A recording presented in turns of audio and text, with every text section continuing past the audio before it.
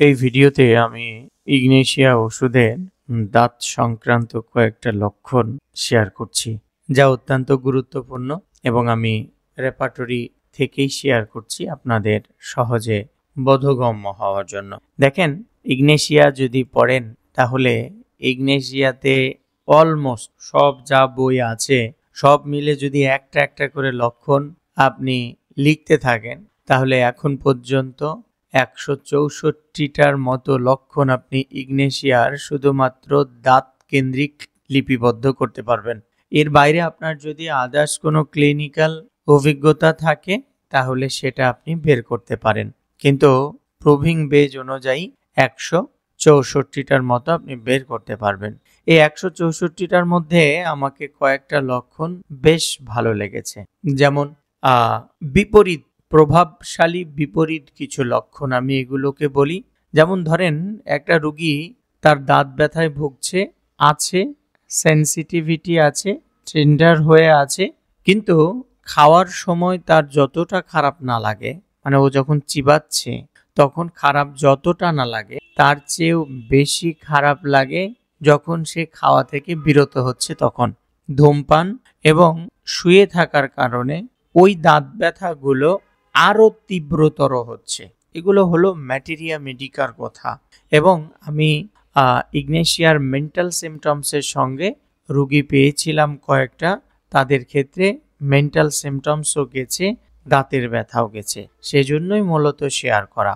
তো এই যে রেপার্টরি দেখতে পাচ্ছেন, আমরা টিথ বলে একটা চ্যাপ্টার আছে, সেটা কমপ্লিট থেকে দেখেন, মার্ফি থেকে দেখেন, বা কেন্ট থেকে দেখেন, বরিক থেকে দেখেন, ফাটকে অ্যালফাবেটিক্যালি আছে, যেখান থেকে ইচ্ছা ওই একই জিনিস একই পাবেন।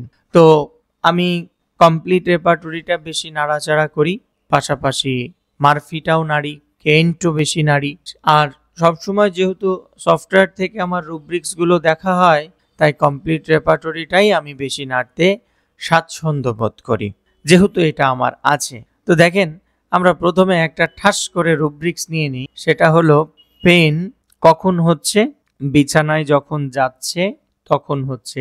তাহলে বেড অ্যাগ্রাভেশন, 76টা ওষুধ আছে এখানে, কতগুলো 76টা ওষুধ আছে, এই যে নিয়ে নিলাম।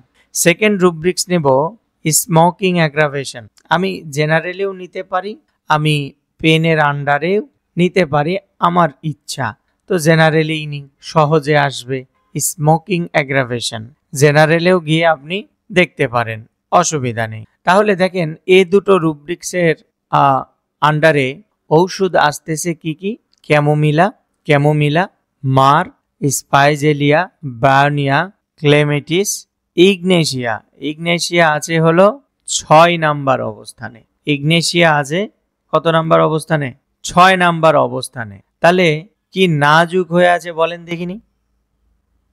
6 নাম্বার অবস্থানে যদি থাকে তাহলে কতটা নাজুক হয়ে আছে বলেন।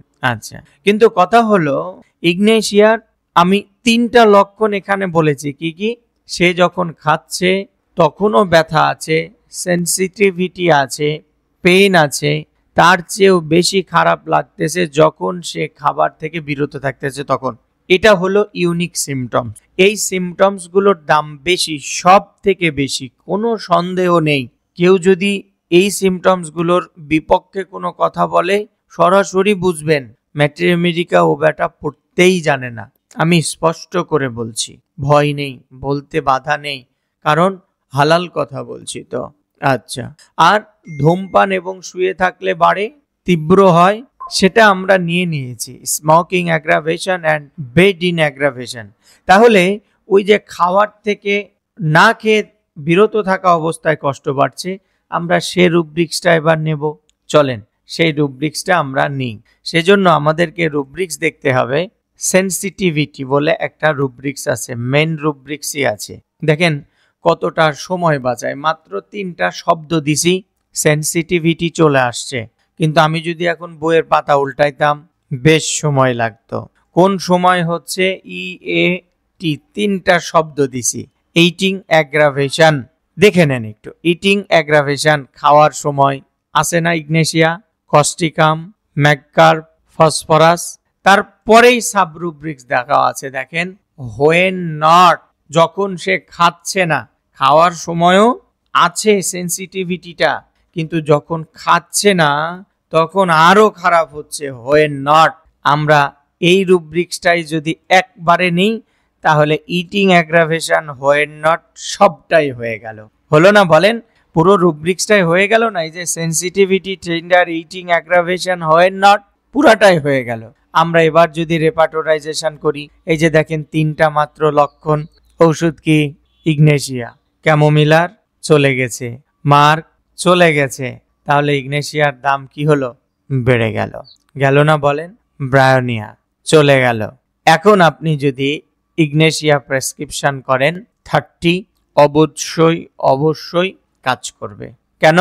পেকিউলারিটি হচ্ছে এই লক্ষণটা। ম্যাটেরিয়া মেডিকাকে এভাবেই পড়তে হবে এবং বুঝতে হবে।